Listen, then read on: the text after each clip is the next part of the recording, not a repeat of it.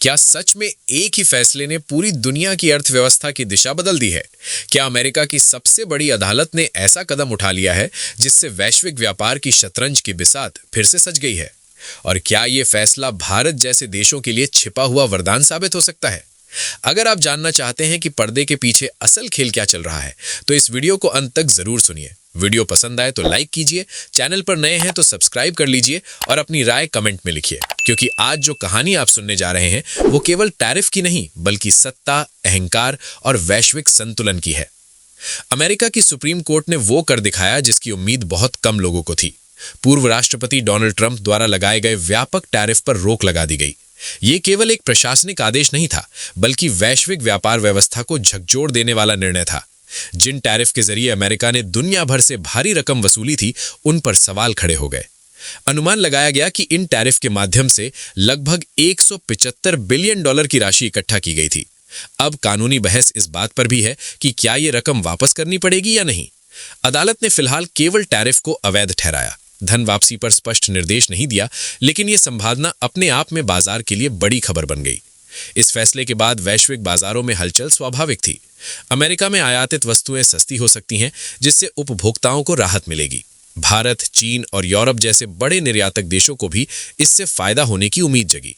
Share बाजारों में सकारात्मक संकेत दिखाई देने लगे, क्योंकि व्यापारिक बाधाएं कम होने का मतलब है अधिक प्रवाह, अधिक निवेश और अधिक प्रतिस्पर्धा। लेकिन कहानी यहीं खत्म नहीं होती। फैसले के तुरंत बाद डोनाल्ड ट्रंप ने सार्वजनिक रूप से प्रतिक्रिया दी।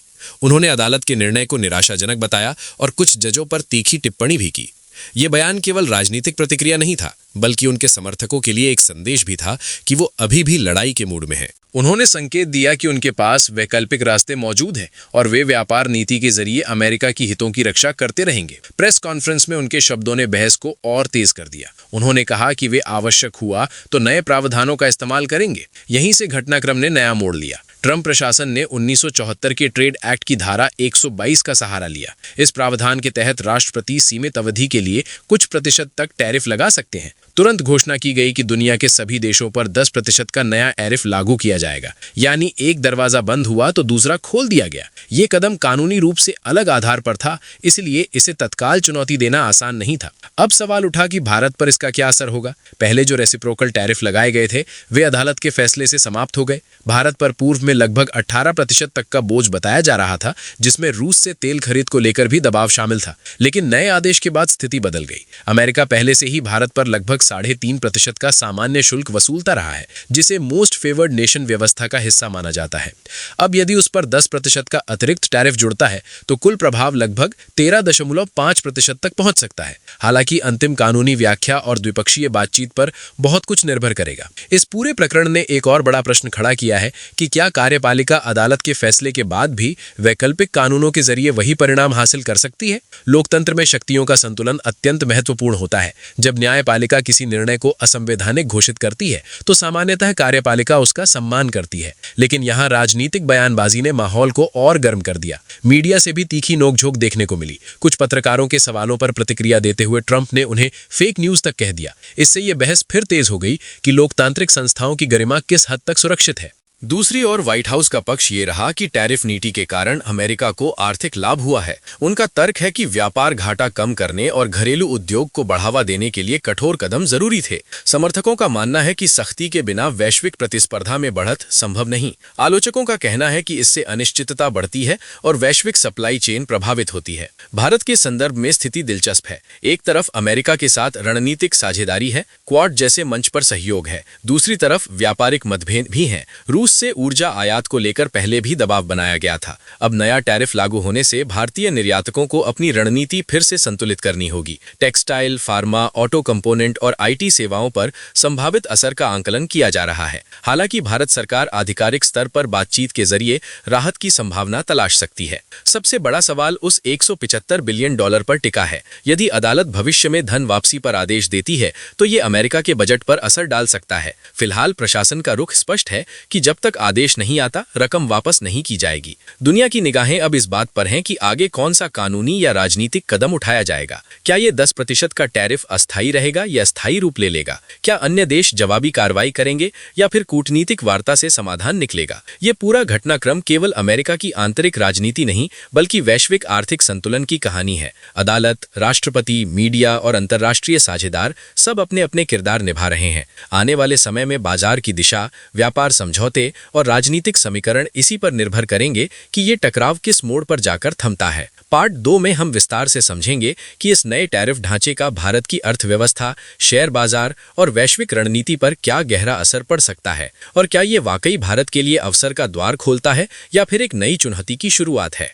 अब सवाल ये है कि इस पूरे घटनाक्रम का भारत पर असली और गहरा असर क्या पड़ेगा और क्या ये सिर्फ एक अस्थायी व्यापारिक झटका है या आने वाले समय की बड़ी रणनीतिक चाल की शुरुआत। जब अमेरिका ने 10% का नया टैरिफ लागू किया तो पहली नजर में ये लगा कि दुनिया के सभी देशों को एक ही तराजू में तौल दिया गया है, लेकिन अंतर्राष्ट्रीय व्यापार में कभी भी चीजें इतनी सीधी नहीं होती। हर देश की अपनी बातचीत की ताकत, अपनी रणनीतिक अहमियत और अपने आर्थिक कार्ड होते हैं। भारत की स्थिति यहाँ बेहद दिलचस्प हो जाती है। एक तरफ भारत अमेरिका का महत्वपूर्ण रणनीतिक साझेदार है, इंडो पैसिफिक क्षेत्र में सहयोग है, रक्षा समझौते हैं, टेक्नोलॉजी ट्रांसफर की बातचीत है, सेमीकंडक्टर और सप्लाई चेन पर साझेदारी की योजनाएं हैं। दूसरी तरफ व्यापार संतुलन का सवाल है, जहां अमेरिका लंबे समय से अपने घाटे को लेकर चिंता जताता रहा है। ऐसे में जब व्यापक टैरिफ हटे और फिर नया 10% लागू हुआ तो ये केवल आर्थिक निर्णय नहीं बल्कि एक राजनीतिक संदेश भी था कि अमेरिका अपने हितों को प्राथमिकता देगा,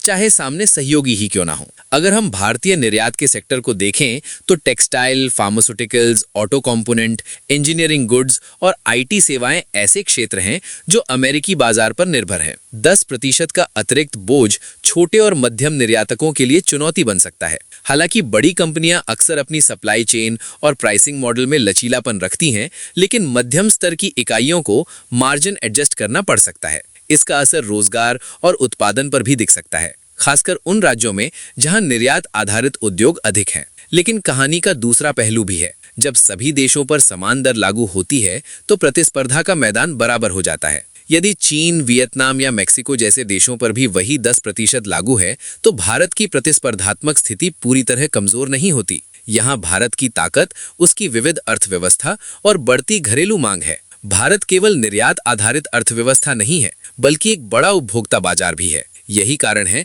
कि वैश्विक कंपनियां भारत में निवेश बढ़ा रही हैं ताकि केवल अमेरिका पर निर्भर न रहना पड़े।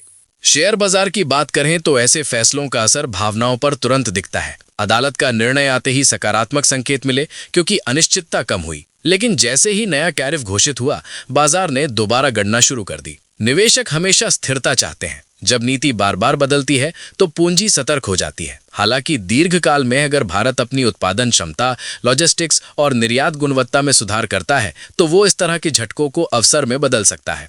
एक और महत्वपूर्ण पहलू है कूटनीतिक संतुलन। भारत रूस से ऊर्जा खरीद को लेकर पहले ही पश्चिमी दबाव झेल चुका है। ऐसे में व्यापारिक निर्णयों को केवल आर्थिक नजर से नहीं देखा जा सकता, ये भू राजनीतिक समीकरण का हिस्सा भी है। अमेरिका चाहता है कि उसके साझेदार उसकी रणनीतिक प्राथमिकताओं के अनुरूप चले। भारत अपनी रणनीतिक स्वायत्तता बनाए रखना चाहता है। यही संतुलन आने वाले वर्षों में दोनों देशों के संबंधों को परिभाषित करेगा। जहां तक उस $175 बिलियन का सवाल है, फिलहाल प्रशासन ने साफ संकेत दिया है कि जब तक अदालत विशेष रूप से वापसी का आदेश नहीं देती, रकम वापस नहीं की जाएगी। इसका मतलब ये है कि कानूनी लड़ाई अभी पूरी तरह खत्म नहीं हुई। अगर भविष्य में अदालत धन वापसी का निर्देश देती है तो वो एक ऐतिहासिक उदाहरण होगा और वैश्विक व्यापार कानून में नई मिसाल कायम करेगा। इस पूरे घटनाक्रम में एक बात स्पष्ट कर दी है कि वैश्विक व्यापार अब केवल आंकड़ों का खेल नहीं रहा, ये शक्ति, राजनीति और कानून का त्रिकोण बन चुका है। अमेरिका की न्यायपालिका ने अपना दायित्व निभाया, कार्यपालिका ने वैकल्पिक रास्ता खोजा